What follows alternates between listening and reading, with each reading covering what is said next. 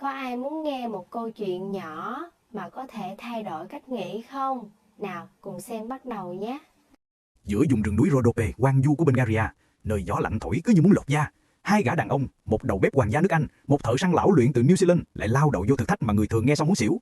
Chỉ với vài món độ nghề thô sơ, họ phải tự săn, tự hái, tự chế biến và cuối cùng nấu ra một bữa tiệc hoàng gia ngay giữa hoang dã. Nghe thôi là biết mệt rồi phải không? Nhưng chờ chút, cái gì khó với người khác thì với tụi tôi cũng khó luôn. Nhưng mà đời phải có thử thách chứ bạn, không có thử thách thì làm sao biết mình lì cỡ nào. Hôm nay bạn đi với tụi tôi một chuyến, vừa đói, vừa vui, vừa nguy hiểm mà cũng vừa ngon ngang. Đây không phải chuyến dã ngoại bình thường, đây là Royal Survival, sinh tồn theo phong cách quý tộc. Tụi tôi phải dùng bàn tay, cái đầu và một chút may mắn để biến rừng hoang thành nhà bếp, biến thú rừng thành mỹ vị và biến cơn đói thành động lực. Bạn mà đi theo tới cuối hành trình, bảo đảm đói bụng theo luôn. Nhưng mà cứ yên tâm, hôm nay tụi tôi nấu không phải nồi cháo loãng đâu, mà là món ăn dành cho vua chúa. Giữa cái vùng rừng núi Rhodope hoang vu của Bulgaria, nơi mà nghe tên thôi là đã thấy gió thổi muốn xiên mặt, mũi thì to bằng quả cặc, bay ngang nghe tiếng giò da như trực thăng mini. Hai ông bạn Yoshi và Matt lại lững thững bước vào như thể đang đi nghỉ dưỡng resort 5 sao. Người đời vô rừng thì chuẩn bị tinh thần chạy sói, né gấu, tránh rắn, còn hai ổng thì ung dung như đi picnic. Họ đáp xuống từ trực thăng trông rất sang. Trực thăng vừa đáp cái bịch, hai ổng bước xuống như diễn viên xuống thảm đỏ. Một tiếng hú vọng từ xa tới gần, nghe mà gai sống lưng. Matt đứng hình 3 giây, mặt xanh như rau sống. Bạn ơi, nó hú mình á, hú ai vậy? Yoshi đùa để trấn an. Nó hú chạo mình đó bạn, chưa tới giờ ăn đâu. Dựng xong cái lều thì trời lật mặt, mưa bắt đầu đổ ao ao. Mưa kiểu như thiên nhiên đang xối sạch nghiệp đời của hai ổng. Matt trốn dưới mái che, co ro như con mèo mắc mưa. Còn Yoshi thì đổi mưa dựng nốt lều, kiên nhẫn tới mức mà tôi đứng xem cũng muốn tặng huy chương. Hai người nhìn nhau cười trừ. Tình bạn này chắc đủ để chia gia tài rồi. Matt lục được ít lá ổi, đun lên nồi trà nóng. Hớp một ngụm thôi là ấm từ cuốn họng đến cuốn tim. Ngồi nhìn mưa rơi mà thấy đời cũng bớt cực. Còn Yoshi thì cầm cung đi săn. Nhưng trời mưa, sấm chớp đánh đụng đoan, thú nào dại gì lo đậu. Cả hai đành ôm đói, ôm lạnh, ôm cả nỗi buồn. Nghe tiếng mưa như tiếng trống đánh vào đêm đầu tiên của cuộc hành trình. Trời vừa hửng sáng, hai người bật dậy như có còi báo thức. Yoshi cầm cung leo núi, quyết tâm kiếm được con mồi tử tế để khỏi thẹn với nghệ. Còn Matt thì đi dạo vòng quanh trại. Chưa đi bao xa thì ô hô, nấm bụng dê, loại nấm mà nhà hàng bán giá cao hơn cả tiền xăng trong mùa tăng giá. Yoshi bên kia thì trượt lên trượt xuống theo đàn dãy núi. Đến lúc quyết định bỏ giày để giảm tiếng động, đi chân đất bám vào đá, rón rén từng bước. Nhưng chưa tới 10 mét thì đàn dây phát hiện, chạy cái dèo như gió đổi mùa. Yoshi đứng thẫn thờ. Ủa, mấy đứa chạy gì nhanh dữ, để anh nói chuyện chút coi. Trong lúc Yoshi chật vật, Matt lại trúng giận đỏ. Vừa nấm vừa bụi chua me đất tươi rói. Ra tới suối lại thấy cá hội bơi tung tăng. Yoshi bảo, bạn xuống massage thái cho nó, cá mê là đứng im ngay. Matt nghe xong làm thiệt.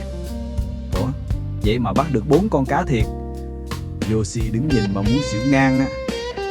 Ủa, sao tụi nó thương bạn hơn tôi vậy trời? Matt đem cá về nấu chung nấm bụng dê, thêm chua me đất. Hương thơm bay lên tới camera, bay tới cả quan giả đang xem màn hình. Matt còn nheo mắt nói, nếu bạn không làm thú chạy vì mùi chân thì giờ tôi có cả con dê to rồi. Yoshi cười như méo miệng. Sáng dậy, Yoshi đeo cùng lên vai, nói câu nghe như phim kiếm hiệp. Không săn được con mồi lớn, tội không về. Yoshi giật mình. Ủa, bạn đừng nói câu đó, nghe xui lắm. Rừng hôm đó mưa phùn, gió lạnh, sương phủ như mặt hồ buổi sớm. Động vật trốn kỹ tới mức Yoshi phải nhai đại mớ cỏ dại để duy trì sự sống. Còn Matt thì đang đi dạo trúng mánh tiếp, gặp nguyên tổ trứng cút tươi rói. Hái sạch chừa lại một quả cho có tình người. Trộn nấm với trứng cút, nêm nếm chút muối. Ôi cha má ơi, ăn xong là tỉnh táo trở lại, khỏe như uống một bịch sữa tươi không đường. Trong khi Matt ăn ngon thì Yoshi đang nhắm mắt chịu đựng ngoài trời sương lạnh. Đúng là đời ai nấy sống. Sau hàng giờ đồng hồ lết từng bước, Yoshi mệt lả, đang tính bỏ cuộc thì một con hươu đực đi lạc xuất hiện giữa khoảng trống.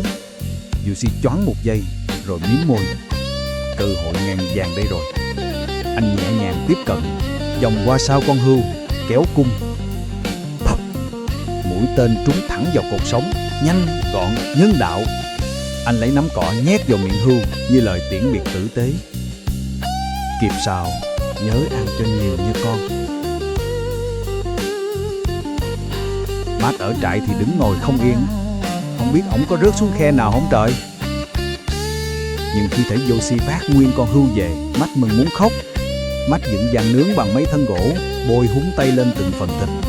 Nồi nước dùng thì nấu bằng nấm bụng dê, hành dại, nu bàn. Thịt hươu nguyên con nướng vàng da giòn nhã, thịt bên trong chín hồng mọng nước.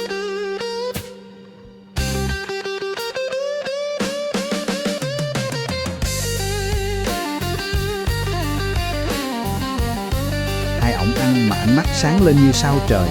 Đã đói, nay lại được bữa ngon, đợi còn gì hơn. Tôi nhìn mà cũng thèm, muốn xin một miếng chấm muối hớt xanh. Ngày cuối, họ gói ít thịt mang theo.